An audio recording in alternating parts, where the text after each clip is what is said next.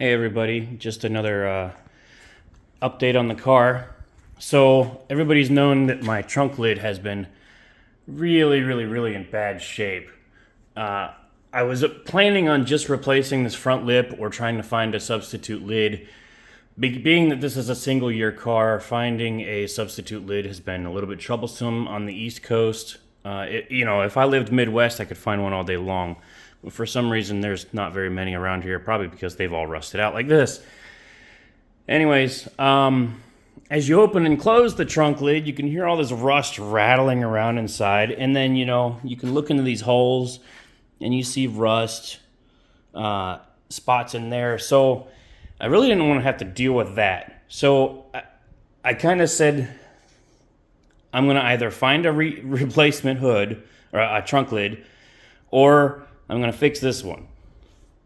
So I figured since this one's trash already, I'm going to go ahead and try something that I haven't seen done before, and I'm delaminating the trunk lid. So the outside skin to the inside ribs. And as you can see, I've started right here, and I've gotten all the way around to that corner, or almost to that corner. And I kind of wanted to touch on how I'm doing this, because if it succeeds, this actually might be worth watching. If not, it'll just be a humorous attempt at doing something that was futile. Anyways, I've got a few what we'll call specialty tools out here, right? So this is clearly not a flathead screwdriver. This is a pry bar, because flathead screwdrivers are not pry bars. Heat it up with a torch, bend it a little bit. It's just a cheapie. Got some other cheap screwdrivers. I've got a wood chisel that I have used on metal many a times, and that's just to get the spot started. Got my angle grinder, pry bars, hammers, a couple of flat pliers over there. So anyways, take the chisel and you try to get it right up underneath that lip and knock it just a couple times. If you knock it too many times, you're going to be starting to dent the back side way too much, and it's going to be hard to recover. So just knock it a couple times until it comes up. Then what I've been doing is that I'll flip it over and get that nice hard flat edge, and I'll pry it just a little bit more, and that'll lift up the corner enough for me to get my specialty pry bar in here, and then I can start wrenching it like this. See if I can... Not focusing on me. Anyways, you start trying to pry like that, and then you can work your way all the way around. Now, something that I have encountered on this is that there are spot welds. So I thought that they would have just folded it over and then they put some seam sealer on it, but no, they put spot welds just about every 6 inches on this, and you can kind of see where I've had to grind. So the spot weld seems to be right at the tip of the metal.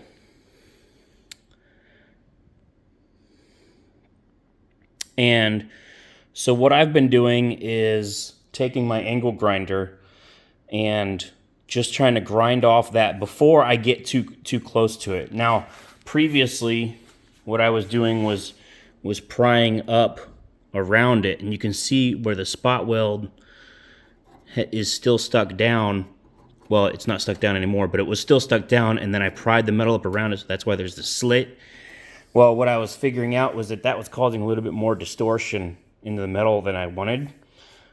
So now I'm really trying hard to grind the metal out before I get to that spot weld, which are hard to spot before you get to it. But as soon as I see the metal not moving in front of the screwdriver, I go, okay, there's a spot weld there. Go ahead and grind that out, and then when you keep on moving with the screwdriver, it'll release, and then it'll keep a nice bend going all the way around. So anyways, I'm going to continue going all the way down to that tip. Obviously, I don't need to unfold the leading lip over there. It's not connected anymore anyways. So we'll pull this thing apart. I'll get a video of it coming apart maybe, and we'll see if we can recover this whole lid and make it like new again. All right, so it actually worked.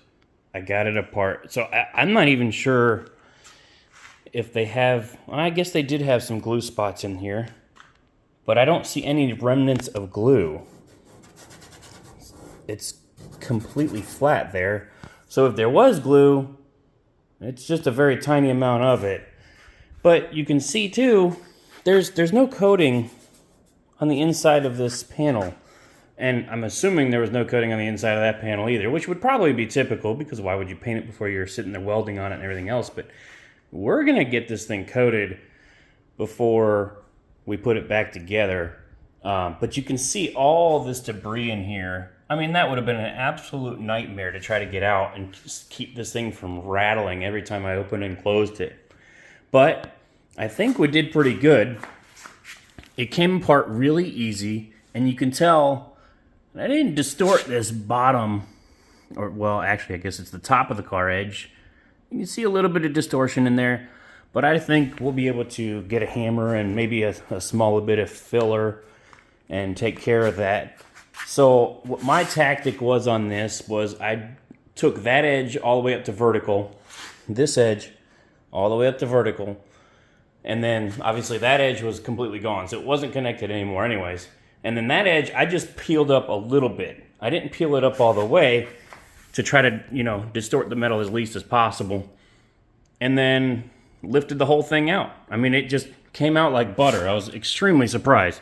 Once I started getting this corner out, I could see the whole middle panel starting to move around. And so I was like, okay, well, this is gonna work.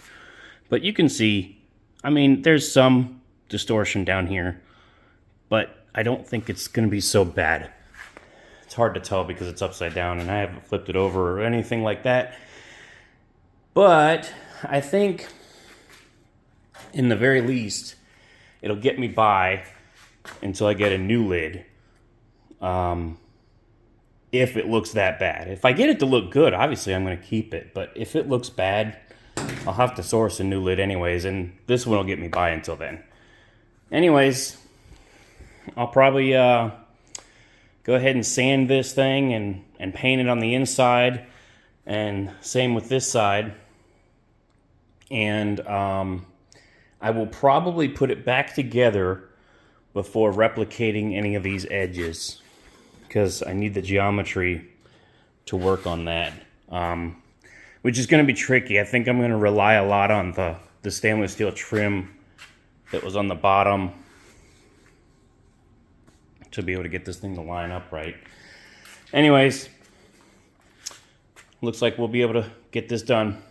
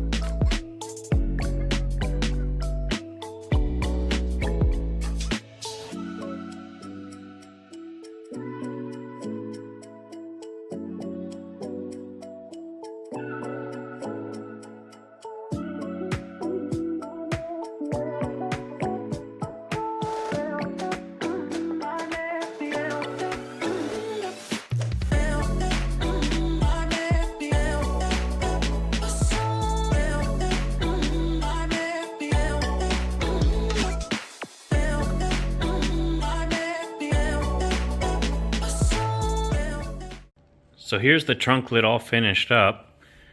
It still needs some work. I say finished. It's enough to put back on the vehicle for now and get out of the way so that I can concentrate more on the interior. So this is, you know, obviously after I delaminated it and had to recreate this entire front lip. You can see I just have a small overlap there. And I don't think I did half a bad job. You know, a little bit of filler. See if I can get a straight angle all the way down this thing. A little bit of filler down there, and it's going to look just fine. One thing I did notice is that as I was taking this thing apart and back together, I don't remember it has a slight warp. So if you look right here, this is maybe a 1/4 inch higher on this side. I can probably get that out of there, you know, shoving a few rags on that side and pushing down. But there's a slight warp in the panel.